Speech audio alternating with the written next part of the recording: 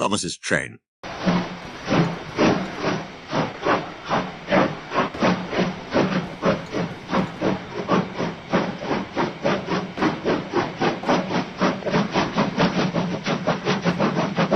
Thomas often grumbled because he was not allowed to pull passenger trains. The other engineers laughed. "You're too impatient," they said. "You be sure to leave something behind, rubbish," said Thomas crossly. "You just wait. I'll show you."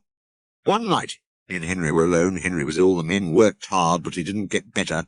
Now Henry usually pulled the first train in the morning, and Thomas had to get his couches ready. If Henry's ill, he thought, perhaps I shall pull his train. As Thomas ran to find the coaches. Come along, he fussed. There's plenty of time, grumbled the coaches. He took them to the platform and wanted to run round in front at once, but his driver wouldn't let him. "Don't be impatient, Thomas," he said.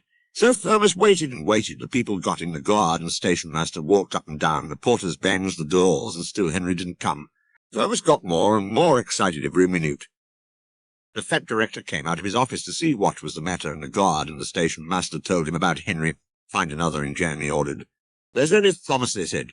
"You'll have to do it then, Thomas. Be quick now." So Thomas ran around the front and back down on the coaches ready to start. "Don't be impatient," said his driver. "Wait till everything is ready," but Thomas was too excited to listen to a word he said. What happened then no one knows. Perhaps they forgot to couple Thomas to the train. Perhaps Thomas was too impatient to wait till they were ready, or perhaps his driver pulled the lever by mistake. Anyhow, Thomas started. People shouted and waved at him, but he didn't stop. They were waving because on such a splendid engine. He thought importantly. Henry says it's hard to pull trains, but I think I's easy. Hurry, hurry, hurry, puffed, pretending to be like Gordon. As he passed the first signal box, he saw the men leaning out, waving and shouting. "They're pleased to see me," he thought. "They've never seen me pulling a train before. It's nice of them to wave," and he whistled. "Thank you," and hurried on. But he came to a signal of danger, but that he thought, "I must stop," and I was going so nicely too. What a nuisance signals are, and he blew in anger on his whistle. One of the signalmen ran up.